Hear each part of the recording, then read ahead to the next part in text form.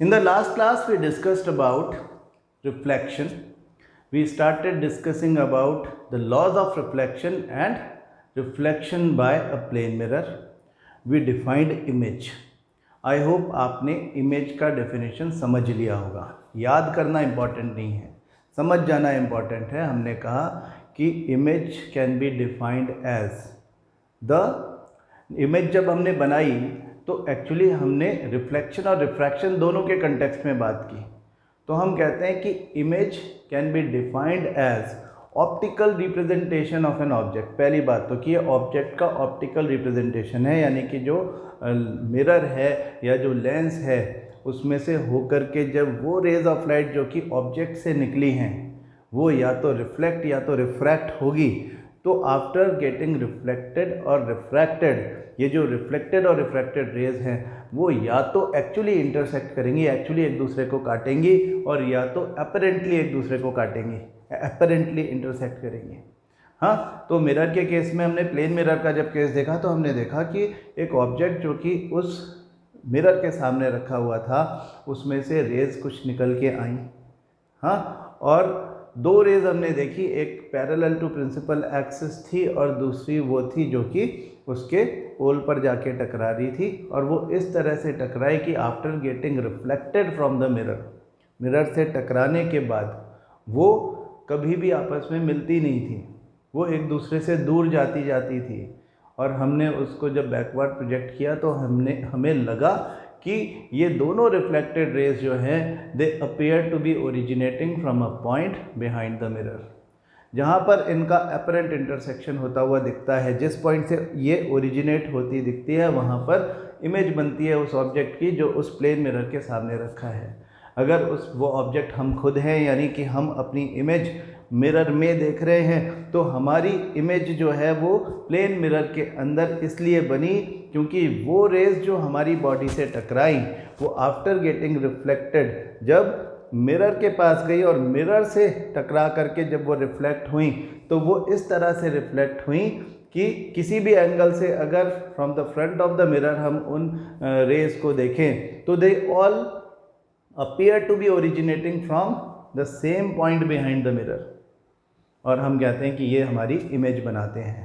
ये apparent intersection है, ये वर्चुअल इमेज है जो हमेशा बिहाइंड द मिरर या इनसाइड द मिरर बनती है. जिसको हम बिहाइंड द मिरर बोलते हैं फिजिक्स में, वो एक्चुअली इनसाइड द मिरर है. उसका मतलब जैसे कि हम प्लेन मिरर में रोज़ सुबह अपनी शक्ल देखते हैं तो वो हमारा वर्चुअल इमेज है inside the mirror, we call it behind the mirror.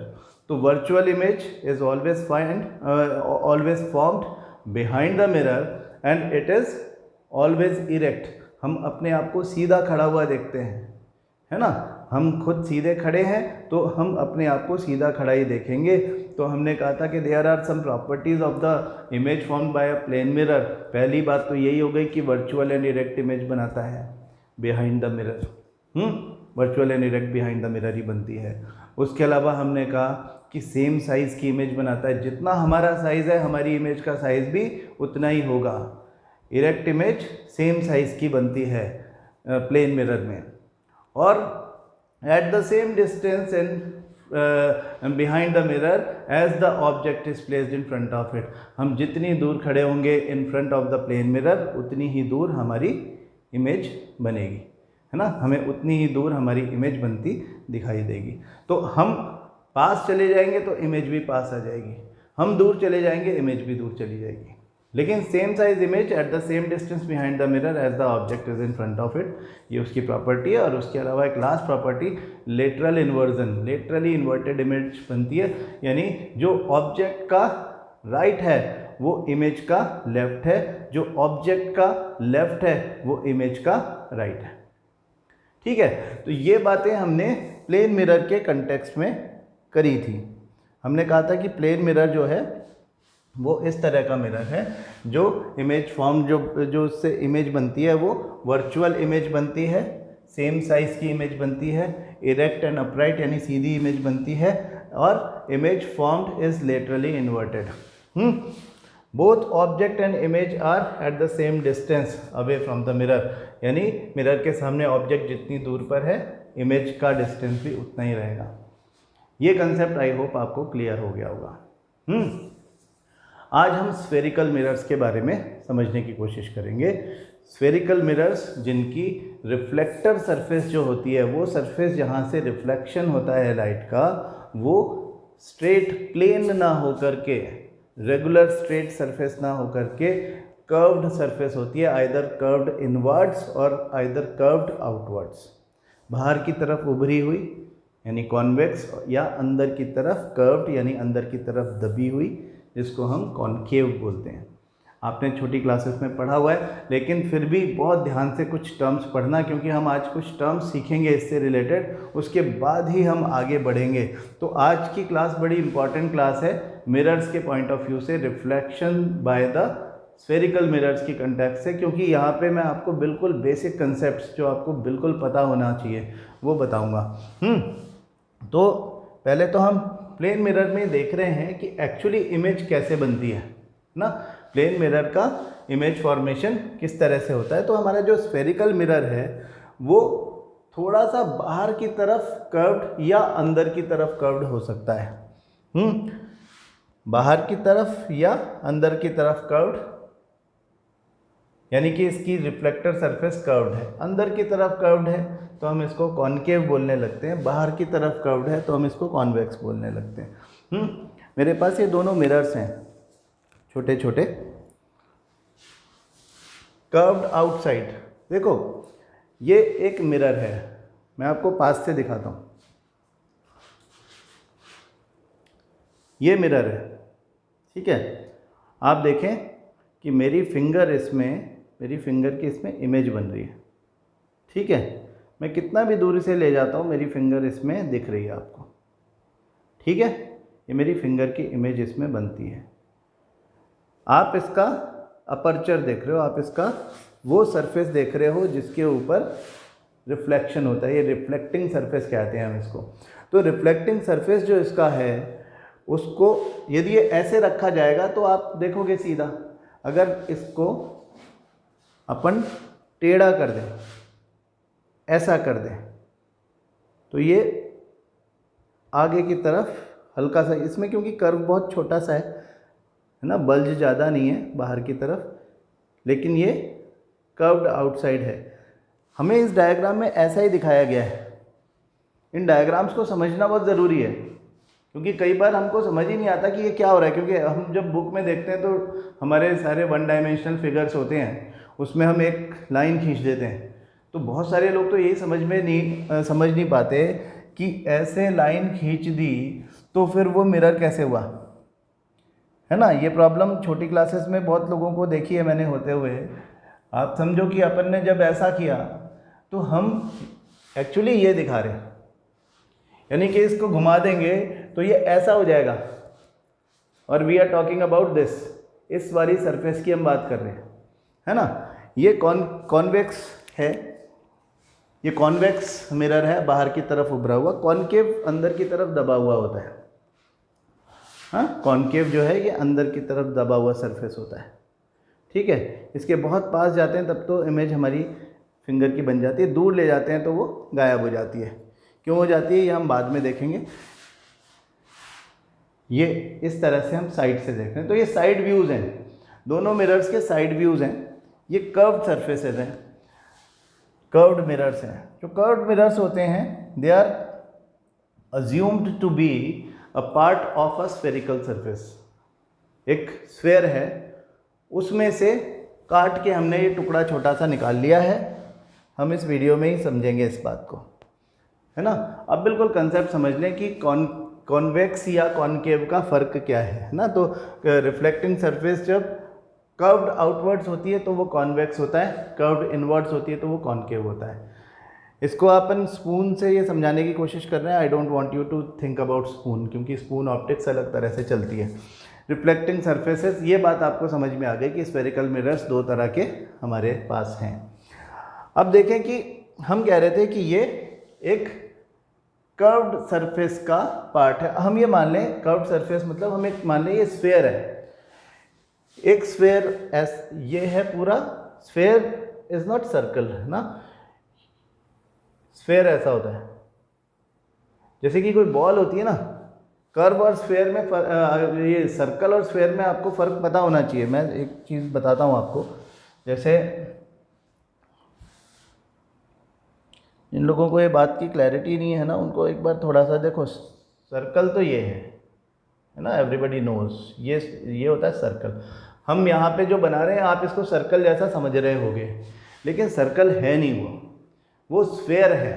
Sphere कैसा होता है, देखो अपन स्फेयर बना लेते हैं कहीं, ये स्फेयर है, इसको अपन देख सकते हैं ऐसा ना, ये जो चीज़ है ये स्फेयर है, गोल गोल घूमती है, अपन गोल गोल घूमती है, मतलब मैं घुमा रहा हूँ। ये एक जैसे एक बास्केटबॉल है, आपकी ग्लोब है, हाँ, स्फेयर होता है तो स्फेयर के अंदर कहीं उसका सेंटर होगा बीच में। स्फेयर जो है वो सर्कल नहीं है, सर्कल अलग बात है, स्फेयर अलग बात है।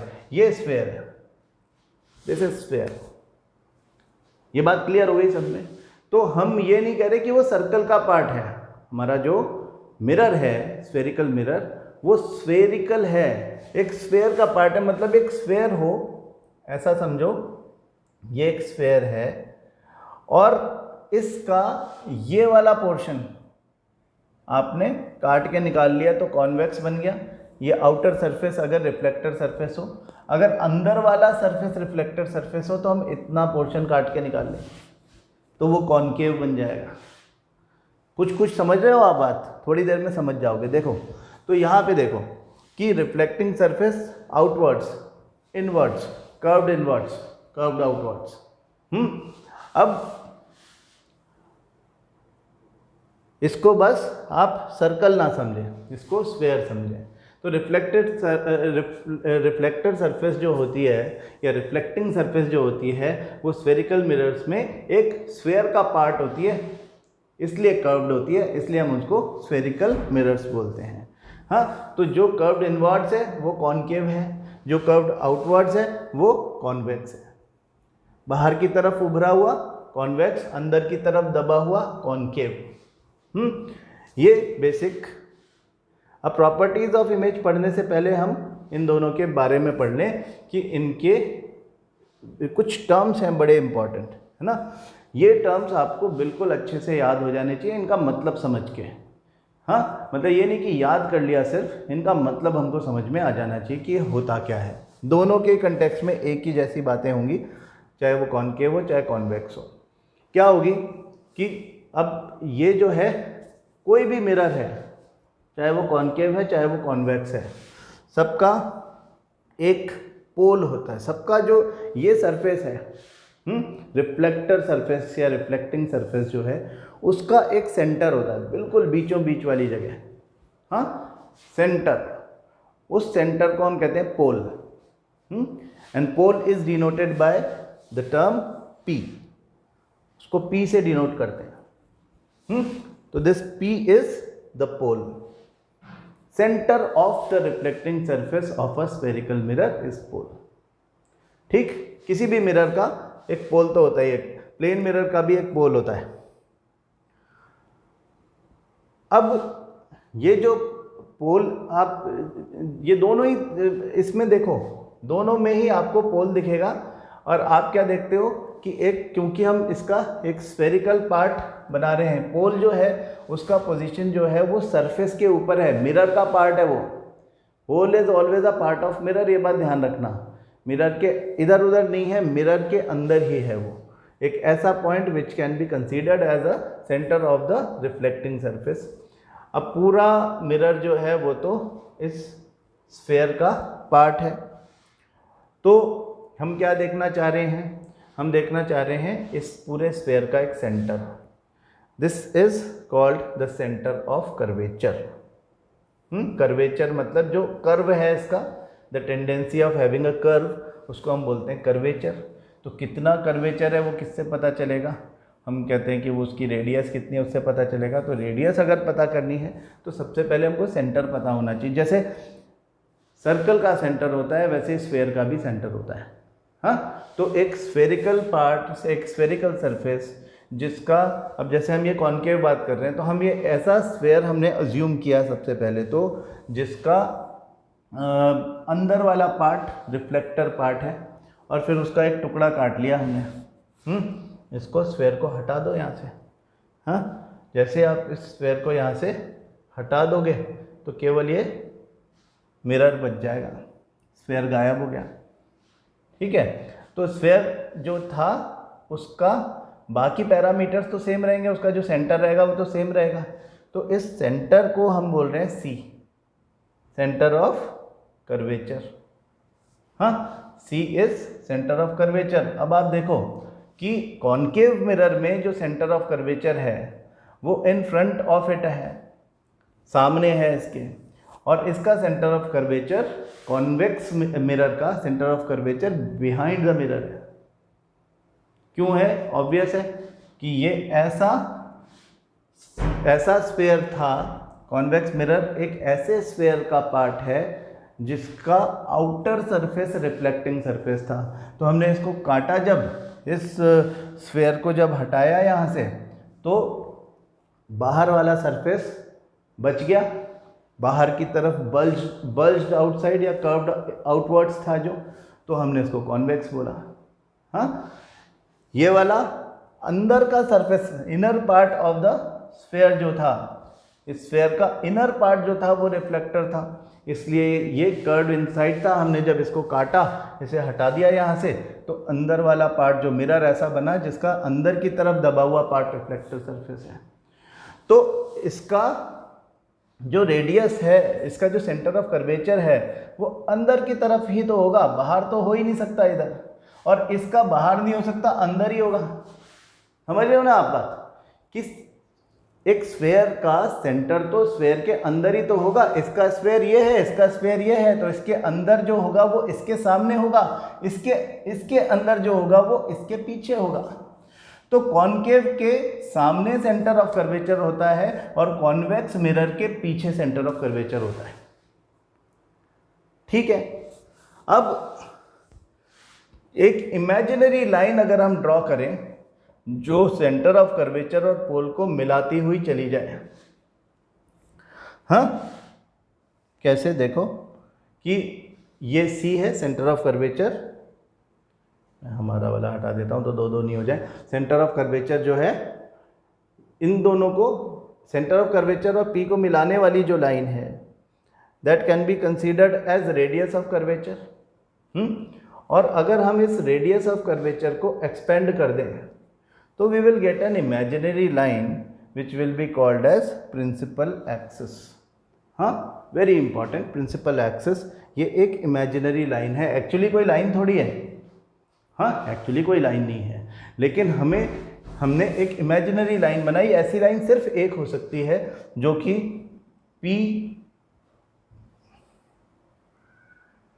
कि पोल को और सेंटर ऑफ कर्वेचर को जोड़ती हुई निकल जाए अलोंग द रेडियस, ऐसे, है ना, ऐसी एक ही लाइन हो सकती है, इसको कहते हैं प्रिंसिपल एक्सिस। तो जब हम रे डायग्राम्स बनाएंगे, जैसे आपने छोटी क्लासेस में बनाए थे, जब हम देखेंगे कि इमेज फॉर्मेशन कैसे हो रही है according to the position of the object in front of the mirror, तो उस समय हम ऑब्जेक्ट की पोजीशन जो होती है वो प्रिंसिपल एक्सिस के ऊपर ही रखते हैं। तो देखो कि ये प्रिंसिपल एक्सिस है। अब प्रिंसिपल एक्सिस जो रेडियस जो होता है हमारा on the principal axis, radius का सेंटर पॉइंट जो होता है, यानी सी और पी का सेंट्रल पॉइंट जो होता है, उसको हम फोकल पॉइंट या प्रिंसिपल फोकस बोलते हैं। हाँ, फोकल पॉइंट या प्रिंसिपल फोकस। हाँ, हम लोग इसको प्रिंसिपल फोकस ही अक्सर बोलेंगे, इसलिए मैं यहाँ पे याद दिला रहा हूँ आपको। आपकी बुक में भी ये लिखा रहेगा, ये जो F है, इसका F भी पीछे है, इसका C भी बिहाइंड इट, इसका F in front of it, C in front of it. ये दोनों C F दोनों इधर भी और इधर भी प्रिंसिपल एक्सिस के ऊपर होते हैं। ठीक है ना, ये बात ध्यान रखने की है कि centre of curvature, principal focus, दोनों में से कोई भी मिरर का पार्ट नहीं है, they are in front of the mirror. ठीक है, अब एक बात और यहाँ पे समझें कि हर सरफेस जो होती है, रिफ्लेक्टर सरफेस जो होती है, वो बेसिकली रिफ्लेक्शन जब करेगी, जैसे कि हम यहाँ पे देख रहे हैं कि कॉन्केव है, तो ये रिफ्लेक्शन करेगी, तो जो रेज ऑफ लाइट आएंगी वो सामने से आएंगी और किसी एक सरफेस पे टकराएंगे। इसका बिहाइंड जो पीछे वाला पार्ट जो पेंटेड दिख रहा है उसके ऊपर तो टकराएगी नहीं, सामने ही टकराएगी, है ना। जैसे कि ये हमारा मिरर है, तो इसके दो पार्ट्स हैं। एक तो ये सरफेस है जिस पे रिफ्लेक्शन होता है, जिसमें हम इमेज देखते हैं, इसमें थोड़ी इमेज देखते हो, पीछे तो पेंट किया हुआ है ना। तो ये वाला पूरा पोर्शन जो है इसको हम अपर्चर बोलते हैं। बेसिकली ये पूरा पोर्शन जो है ये फ्रंट है, this is actually the part जिसको हम बोलते हैं कि रिफ्लेक्टिंग पार्ट है। हाँ, इससे रिफ्लेक्ट होती है रे ऑफ लाइट, तो ये रिफ्लेक्टिंग पार्ट हो गया।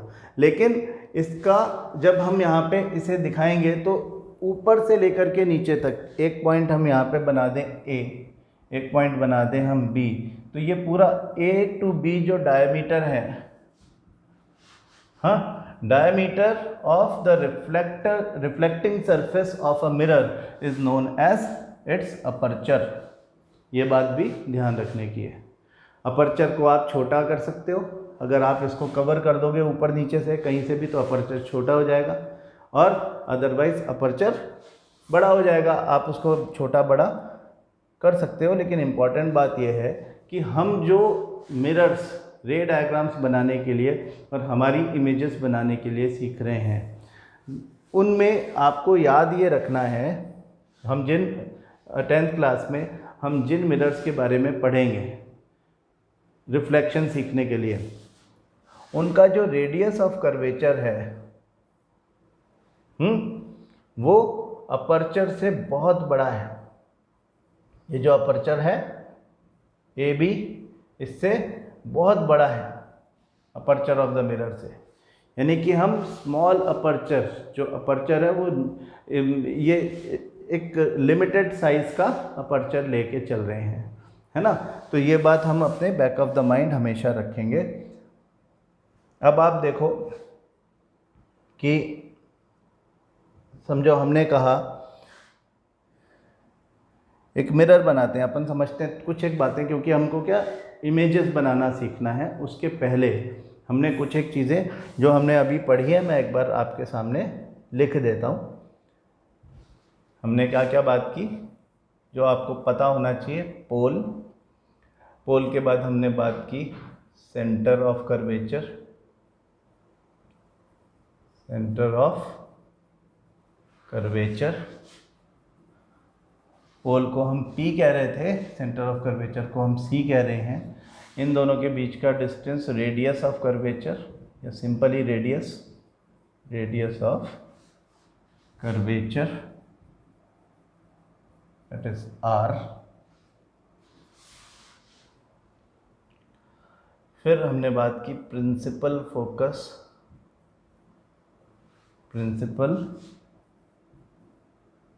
फोकस और F, इसको फोकल पॉइंट भी कहते हैं। फिर हमने बात की अपर्चर। अभी तक हम इतनी बातें कर चुके हैं।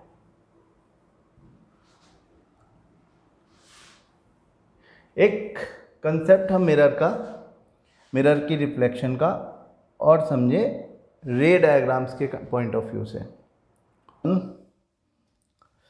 एक कॉनकेव मिरर बनाते हैं, ऐसा होता है ना कॉनकेव मिरर का जब रे डायग्राम्स में अपन बनाएंगे तो कुछ ऐसा बनाएंगे, ठीक है। तो इसका एक प्रिंसिपल एक्सिस भी बना सकता हूँ मैं, है ना। कैसे बनेगा प्रिंसिपल एक्सिस? ऐसे। फिर इसका पोल भी बना सकते हैं, पोल भी रहेगा ना कोई इसका, ये समझो इसका पोल है P। कुछ फंडामेंटल कंसेप्ट्स इसके बारे में मैं आपको बताना चाहता हूँ। कॉनकेव मिरर मतलब अंदर की तरफ दबा हुआ, ये बात तो आप समझते हो, मेरे ख्याल से पहले से ही जानते हो आप, कोई ख़ास नई बात नहीं बता रहा मैं आपको। और शायद आपको ये भी पता है कि ये कन्वर्जिंग मिरर है, कॉनकेव इज कन्वर्जिंग। कन्वर्जिंग क्या होता है कि इस पर आने वाली जो रेज होंगी, समझो ये ray I parallel to principal axis, ये दूसरी ray I parallel to principal axis, इन दोनों को हम कह सकते हैं कि these rays are parallel to principal axis parallel to each other, है ना, दे आर इंसिडेंट रेज। ये आई और आकर के इससे टकरा गई, तो आफ्टर स्ट्राइकिंग ये अगर पैरेलल टू प्रिंसिपल एक्सिस है तो क्या करेगा, ये उनको अंदर की तरफ बेंड कर देगा, अंदर की तरफ बेंड कर देगा, लाइक दिस, हाँ, अंदर की तरफ बेंड कर देगा और एक ही पॉइंट पे करेगा। ये रिफ्लेक्टेड रेज जो हैं they are actually intersecting on the principal axis at a common point, ठीक है। This point is called F. जो हमारा एफ हम फोकल पॉइंट पढ़ रहे थे या जिसको हम प्रिंसिपल फोकस बोलते हैं वो ये रहता है। और आपको तो पता ही है कि यहाँ पर सी सेंटर ऑफ कर्वेचर है, तो एक इम्पॉर्टेंट बात हमें ये पता चलती कि एफ और पी के बीच का जो डिफरेंस है, गैप है, वो पी और सी के बीच के गैप का जस्ट हाफ होता है, हाँ। अब आपको पता है सेंटर ऑफ कर्वेचर और पोल के बीच का जो डिस्टेंस है उसको हम बोलते हैं रेडियस ऑफ कर्वेचर या आर। तो एफ और पी के बीच का जो डिस्टेंस है एफ, उसको हम फोकल लेंथ बोलते हैं, and we can say that R is equal to 2f और f is equal to r/2।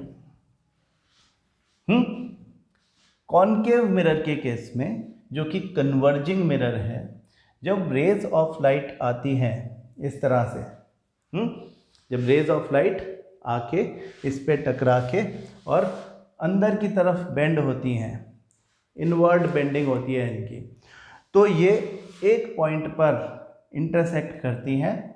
ये रेज ऑफ लाइट इन्फिनिटी से आ रही है parallel to each other, parallel to principal axis, ये जिस पॉइंट पर इंटरसेक्ट करती हैं उस पॉइंट को हम क्या बोल रहे हैं, प्रिंसिपल फोकस या फोकल पॉइंट। और वो फोकल पॉइंट का पोल से डिस्टेंस ही फोकल लेंथ है। ये focal length radius of curvature का आधा होता है, ये बात याद रहेगी। जब हम रे डायग्राम्स बनाते हैं तो कुछ रिप्रेजेंटेटिव रेज की बात करते हैं। मैं आपको फिर से प्लेन मिरर की बात करता हूँ जो हमने कल बात की थी, और थोड़े से कंसेप्ट भी कुछ लोगों के क्लियर नहीं है, कुछ लोग पूछ रहे थे, तो मैं वो बात भी क्लियर कर दूँ कि समझो ये एक प्लेन मिरर है हमारा, हमने ऐसा प्लेन मिरर बना लिया, एक तरफ पॉलिश एक तरफ रिफ्लेक्टिंग सरफेस, और इसका भी हम एक प्रिंसिपल एक्सिस बना लेते हैं। तो ये इसका भी पोल होता है, यहाँ पे इसका पोल होता है। किसी ने क्वेश्चन पूछा कि आप जब ऑब्जेक्ट रखते हो in front of the plane mirror, तो आपने उस ऑब्जेक्ट के टिप से दो रेज निकाली, एक ऐसे पैरेलल टू प्रिंसिपल एक्सिस, दूसरी जो कि पोल पर जाकर के स्ट्राइक कर रही थी। तो आपने इस पूरे ऑब्जेक्ट में केवल टिप से ही रेज क्यों निकाली, दो ही रे क्यों निकाली, ज़्यादा भी तो निकाल सकते थे।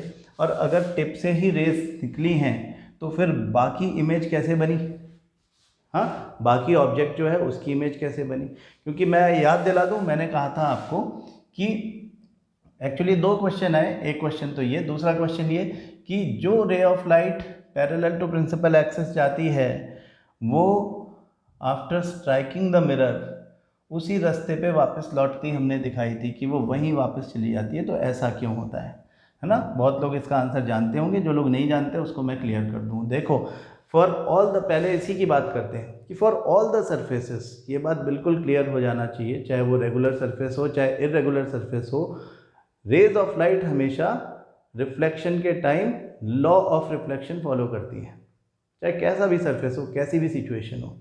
ऐसा हो ही नहीं सकता कि लॉ ऑफ रिफ्लेक्शन फॉलो ना हो। तो आप पहले इस रे को देखो, ये एक इंसिडेंट रे है जो ऑब्जेक्ट से निकल के आई, पोल पे स्ट्राइक करी, तो ये इंसिडेंट रे है। इसका नॉर्मल ये होगा, इसका नॉर्मल ये होगा, जो कि आपको अलोंग द प्रिंसिपल एक्सिस बनाना पड़ रहा है क्योंकि 90 डिग्री एंगल तो यही है रिफ्लेक्टिंग सरफेस से।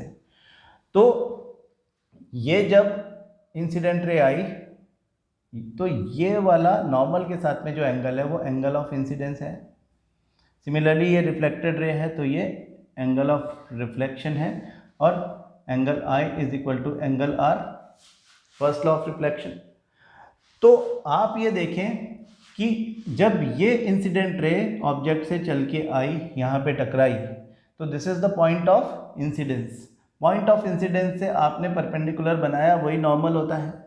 तो कहना इससे कि ये वाली रे जो है ये परपेंडिकुलरली टकराई है आके सरफेस पे या अलोंग द नॉर्मल आई है। अगर कोई इंसिडेंट रे किसी प्लेन सरफेस पे या किसी प्लेन मिरर पर, किसी फ्लैट सरफेस पर परपेंडिकुलरली टकराती है तो वो अलोंग द नॉर्मल आती है, और जब वो अलोंग द नॉर्मल आएगी तो इसका मतलब नॉर्मल के साथ में इंसिडेंट रे का जो एंगल है, एंगल ऑफ इंसिडेंस, वो 0 डिग्री होगा कि नहीं होगा? Am I making sense? 0 degree angle होगा क्योंकि दोनों एक दूसरे के ऊपर है। Along the normal incident ray आई है तो दोनों का एंगल जो है वो 0 डिग्री है। क्योंकि ये एंगल 0 डिग्री है तो वापस जाने वाली जो रे रिफ्लेक्टेड रे है उसका नॉर्मल के साथ एंगल भी 0 डिग्री ही होगा। जब दोनों एंगल 0 डिग्री हैं तो हम कह सकते हैं कि ये जिस रास्ते आई उसी रास्ते वापस चली जाती है। ये बात क्लियर हो गई। अब दूसरी बात करते हैं। समझो कि ये ऑब्जेक्ट हटा दिया मैंने, मैं केवल ये थोड़ी देर के लिए मान लेता हूँ यहाँ पे सिर्फ ये एक पॉइंट ही था। अब इस पॉइंट से एक रे ऐसे आई, एक रे ऐसे गई, 2 रेस ली हैं मैंने क्योंकि मुझे कम से कम 2 रेस की ज़रूरत है जिससे कि मैं रिफ्लेक्टेड रेस की अगर इंटरसेक्शन होती है तो इन फ्रंट ऑफ द मिरर करवा दूं और नहीं होती है तो बिहाइंड द मिरर करवा दूं। तो इनकी तो नहीं होती है, ये दोनों अलग अलग रास्ते पे चले जाते हैं, अलग अलग रास्ते पे चले जाते हैं दोनों। तो इनकी बैकवर्ड प्रोजेक्शन पे हमें पता चलता है कि they appear to be originating from a single point. मैं इमेज नहीं बना रहा ऑब्जेक्ट की, ऑब्जेक्ट भी हटा दिया तो इमेज भी हटा दी, नीचे वाले सारे पॉइंट्स हटा दिए, इधर से भी उधर से भी, ठीक है, जिससे कि आपकी जो क्वेरी है वो क्लियर हो जाए।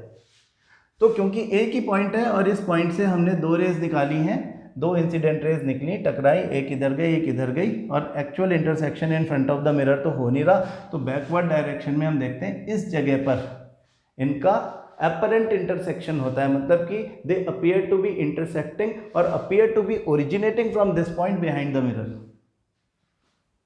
ठीक है। अब समझो कि ये ऑब्जेक्ट का एक और पॉइंट मैं कोई सा भी ले लेता हूं, बॉटम पे ले लेता हूं। हाँ, बॉटम पे एक पॉइंट ले लिया, जरूरी नहीं बॉटम पे लूं, लेकिन फॉर एग्जांपल एक बॉटम पे ले रहा हूं, दूसरा पॉइंट ले रहा हूं, तो क्या होगा? इस पॉइंट से एक इंसिडेंट रे, इस पॉइंट से एक इंसिडेंट रे हमने ऐसे भेजी, ऐसे, तो वो उसी रास्ते वापस आ जाएगी, रिफ्लेक्टेड रे ऐसे चली जाएगी। दूसरी रे इस पॉइंट से ही हमने ऐसे भेज दी तो वो भी इस तरह से रिफ्लेक्ट बैक होके वापस चली जाएगी। अगर आप इसको बैकवर्ड प्रोजेक्शन इसका करोगे तो ये यहाँ कहीं पर आकर के अपीयर होगी कि यहाँ से निकल रही है, ठीक है। इसको भी बैकवर्ड प्रोजेक्शन करेंगे तो ये यहाँ पर, यहाँ से निकलती हुई दिखेगी। मतलब at this point these 2 reflected rays, जो ग्रीन कलर से हम दिखा रहे हैं, these 2 reflected rays appear to be intersecting, और in other words I can say that these 2 rays appear to be originating from this point. तो आप अगर इन दोनों पॉइंट्स को मिला दो तो you will get the image of the same object. In our physics language we say that we get an optical representation of this object which is same in size, behind the mirror, virtual, erect and at the same distance behind the mirror as the object is in front of it, laterally inverted also. Plane mirror है तो उसकी properties of the image formed यही है जो हमने अभी बोली। तो हम ये कहना चाह रहे हैं कि ये पॉइंट की इमेज यहाँ पे बनी, इस पॉइंट की इमेज यहाँ पे बनी, इसी तरह से कोई पॉइंट यहाँ होता तो उसकी इमेज यहाँ बन जाती, कोई यहाँ होता तो उसकी इमेज यहाँ बन जाती। जितने भी पॉइंट्स मिलकर के एक ऑब्जेक्ट बना रहे हैं उतने ही पॉइंट्स की इमेज बन जाएगी behind the mirror, virtual, erect, same size. तो एक ऑब्जेक्ट से सिर्फ 2 ही रेज निकलती हैं ऐसा बिल्कुल भी नहीं है। एक ऑब्जेक्ट से बहुत सारी रेज निकल सकती हैं, अनकाउंटेबल रेज निकल सकती हैं एंड इन ऑल डायरेक्शंस निकल सकती हैं। हम कह रहे हैं ना ऑब्जेक्ट से रे निकलना, तो ज़रूरी नहीं कि वो ऑब्जेक्ट ल्यूमिनस ऑब्जेक्ट हो, ऐसा भी हो सकता है कि उस पर सब तरफ से रेज टकरा करके रिफ्लेक्ट होकर के आ रही हों। तो आप बोलोगे आपने वो रेज तो बनाई नहीं जो कि आ रही हैं, उनकी ज़रूरत नहीं है। हम केवल यहाँ पर इस ऑब्जेक्ट से ओरिजिनेट होने वाली रेज की बात कर रहे हैं क्योंकि उन्हीं की वजह से हमको ये ऑब्जेक्ट दिखाई देता है। Reflected raise from the objects body, सिर्फ वही रेज हम यहाँ पर लेते हैं और सारी रेज नहीं लेते हैं। हम कह रहे हैं ना अनकाउंटेबल रेज निकल सकती हैं, सारी रेज देंगे तो बड़ा कन्फ्यूज़न हो जाएगा, आपको पता ही नहीं चलेगा कि क्या बना रहे हैं। तो सारी रेज नहीं, केवल 2 रेज एक बार में फ्रॉम अ गिवन पॉइंट निकलती हुई दिखा दो, इनको हम रिप्रेजेंटेटिव रेज बोलते हैं। तो इस चैप्टर में हमको रे डायग्राम भी बनाना है।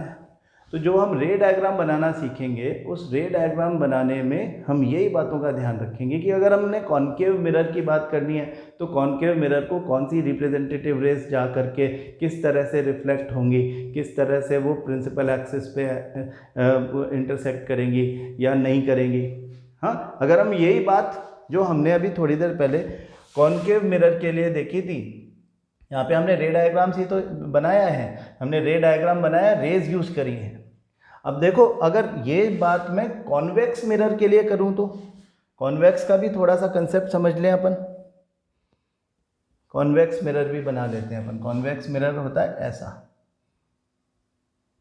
है ना, ऐसा होता है ना, तो इसका डायग्राम भी बन जाएगा ऐसा, इसका भी प्रिंसिपल एक्सिस बना देंगे हम इस तरह से।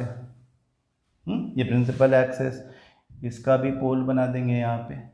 अब आपको ये बात हमेशा याद रखनी है कि इसका centre of curvature behind this होता है, यहाँ होता है ना, कहीं यहाँ कहीं होता है। तो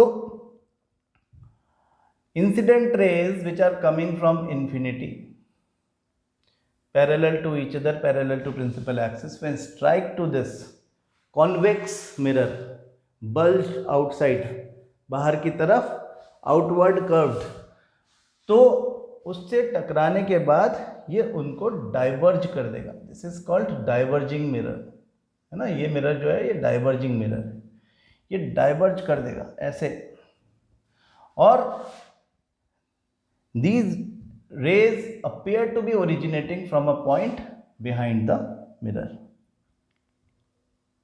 हाँ, somewhat like this, ना, कि वो यहाँ से आता हुआ दिख रहा है, ऐसा लग रहा है हमें कि वो यहाँ से आ रही है, इस जगह से, हाँ, या यहाँ,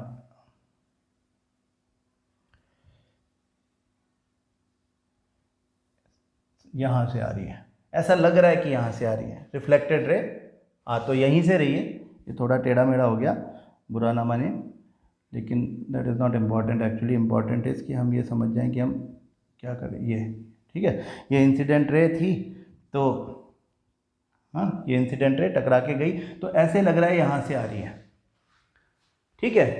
appears to be originating from a point behind the mirror. अब आप अपने आप बता दोगे क्या कि ये क्या है।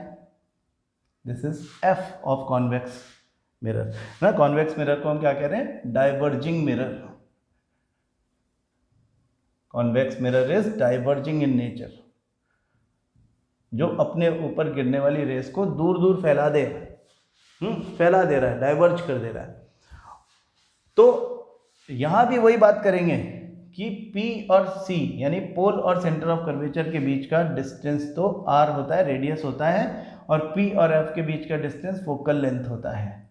इसका भी फोकल लेंथ, ये F एग्जैक्टली P और C के बीच में होता है, और इसका भी फोकल लेंथ जो है वो रेडियस ऑफ कर्वेचर जो है उसका आधा होता है, R/2, या we can say that R is equal to 2f। दोनों के लिए सेम बात है।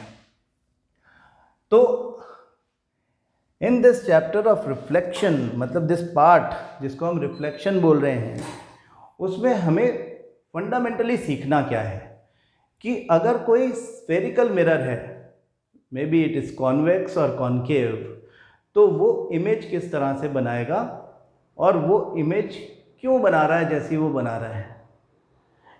अगर ऑब्जेक्ट किसी कॉन्केव मिरर के सामने एट डिफरेंट पोजीशंस रखा जाए, starting from the infinity to any distance near the pole of the mirror on the principal axis, interestingly जो इमेज फॉर्म होती है उस इमेज का टाइप, यानी कि वो रियल है या वर्चुअल है, उसका साइज़, रिलेटिव साइज़ छोटा है, बड़ा है या सेम साइज़ है, और बेसिकली उसका जो पोजीशन कि वो कहाँ पे बन रहा है। इमेज जो है वो ऑन द प्रिंसिपल एक्सिस भी बन सकती है, इन्फिनिटी पे भी बन सकती है, ऑन द प्रिंसिपल एक्सिस वो सेंटर ऑफ कर्वेचर के बियॉन्ड बन सकती है, on the centre of curvature बन सकती है, between centre of curvature and focal point या प्रिंसिपल फोकस बन सकती है, ऑन द प्रिंसिपल फोकस बन सकती है, बिटवीन एफ एंड पोल बन सकती है, कहीं भी बन सकती है। तो 6 डिफरेंट पोजीशंस के लिए हम